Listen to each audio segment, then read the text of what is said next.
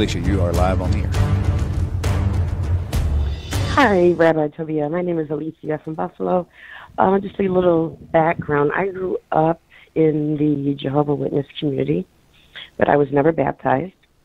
And I started watching your videos within the last 2 weeks, and your explanation on why Jesus is not the true Messiah caused me to see the truth of that. It was logical. So my question to you is, how are we supposed to interpret the New Testament? Meaning, do we look at it as a conspiracy? Were the writers working together to achieve a specific goal? How do people interpret that?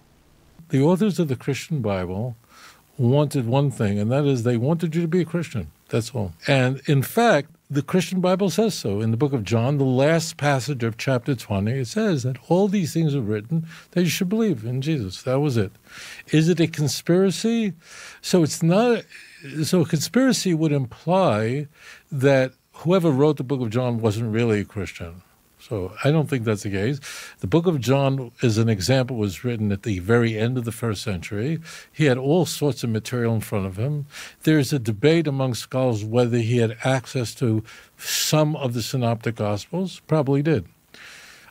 Bear in mind, in the ancient world, just having any book was a massive issue because someone had to actually write it by hand on very expensive material, and like books were not bound together. I mean, it could have been, like we have the giant Codex Vaticanus. I mean, but people couldn't afford that. I mean, so these people were simply adding accretions and layers on top of layers on top of layers that developed, and these stories developed. But all the Christian Bible was written in order to convince people to believe in Christianity. Paul wrote his letters not thinking that he was writing a Bible. Paul's letters were written to churches that he had established. In a number of cases, he didn't establish them, like Romans.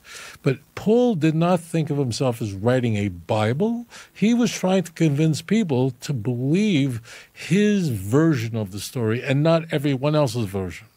And that's why Paul's chief interlocutors are Christians.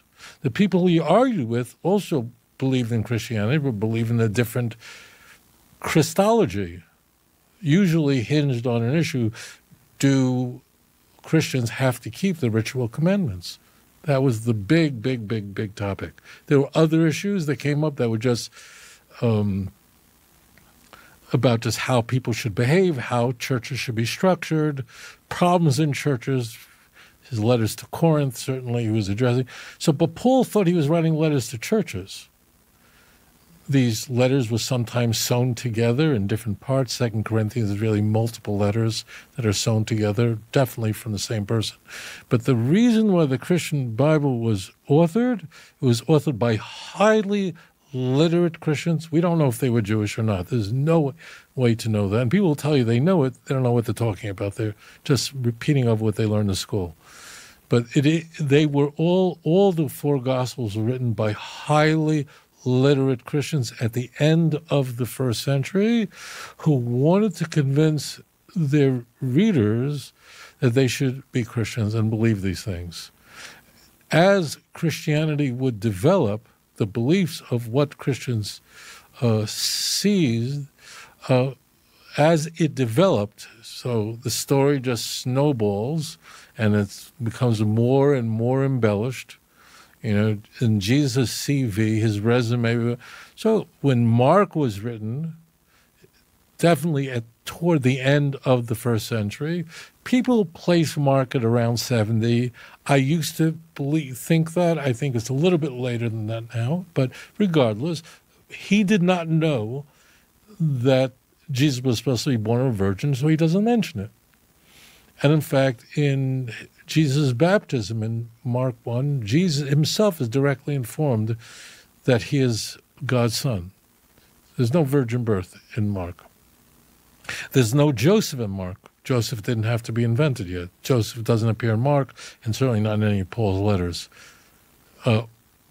Joseph, the putative husband of Mary. But then it would develop further, and it would develop into other communities. So Matthew, whoever wrote Luke, they want to convince you that Jesus became the Son of God at his conception. And they independently made up their own stories that are not related to each other. They're very different stories, the infancy narratives, 2 chapters in Matthew, 2 chapters in Luke. But they both want you to think that their stories are the truth. That's why they did it. And whoever wrote John had a very much higher Christology. The book of John probably has many, many authors to it. It's very unlikely that John 21 was written by whoever wrote John 20.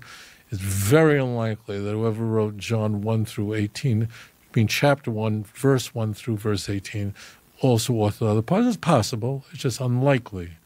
But all of them are there to convince you that you should believe in this avodah zarah, this idolatry. There are some themes that run throughout. One theme is that the Jews are the bad guys. They all are on board. When it comes to, we hate the Jews, it's like the United Nations. There you have everyone's walking in lockstep. We hate the Jews, meaning the Jews are wrong. They're the enemies of Christ. They're the villains. That's it. They are the antagonists of every story, and they all portray the Jews. So one thing, what they all have in, only people went to yeshiva know what I just said. But what they have in common is they all sought to do damage to the Jews. Why? Because if you think the Jews are bad, then you won't listen to Jews. Why would you listen to Jews? Unless it helps you, then you quote the Talmud. So the Christian, now, did they really believe this stuff? I presume so, except for Paul. Paul, see, the problem is what I said to another caller. When you read the Gospels, it's really nearly impossible to tell anything about the writer. In John, it becomes even more difficult because even the voices sound the same. That means the verba used in that Jesus' words, what would appear in a red letter Bible, the disciples' words, everybody is using the same language. So John is even more impossible to know anything about the writer. But Paul is the person who really is the big question mark. How much of this did he believe? Because he really lied through his teeth. He was not a nice fellow, and he had a lot of enemies at every turn. And who were the enemies? Fellow Christians who thought he was a faker and a fraud, right down the line. And that's why Paul is protesting this constantly, and he's saying, I'm the true disciple. So Paul really, what was key for Paul is his honor, his arrogance.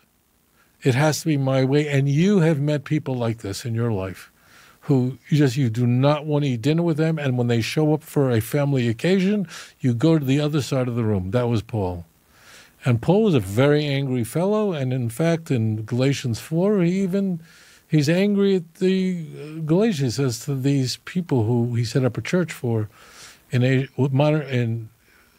Minor, modern-day Turkey, he says, when you greeted me the last time, I was sick. You took care of me. You treated me like I was an angel of God, like I was Jesus Christ himself. He literally says that. Who talks that way? That was his arrogance. He was a very arrogant fellow. What he actually believed, I don't think he really believed much of this stuff at all. He was rather synchronizing Greco-Roman ideas, dualistic ideas, mystery religion ideas, and synchronizing those with a Jewish outline. And he was fusing that together.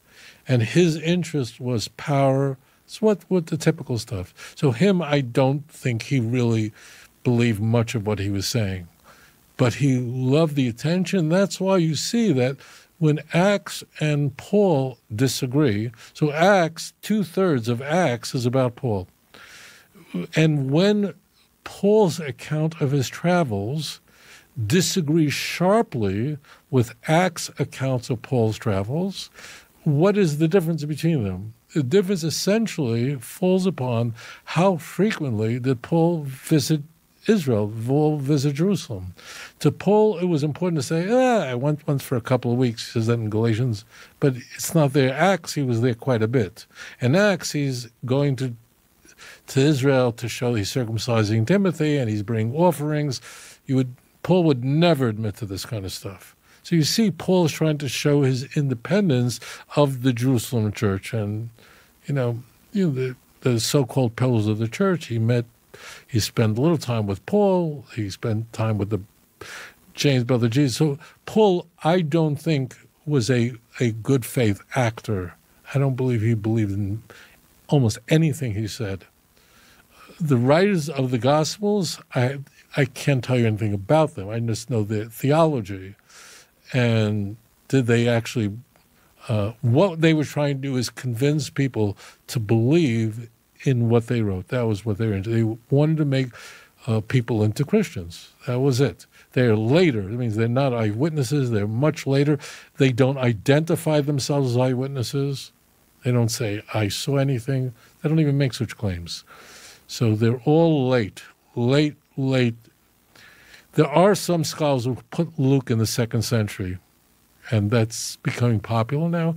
That's all very, very late stuff, highly developed, and they just want you to be a Christian. It's like the Pope. What does he want you to be? He wants you to be a Catholic. That's all. Thank you for your question. Welcome home. If you enjoyed this program, please like and subscribe.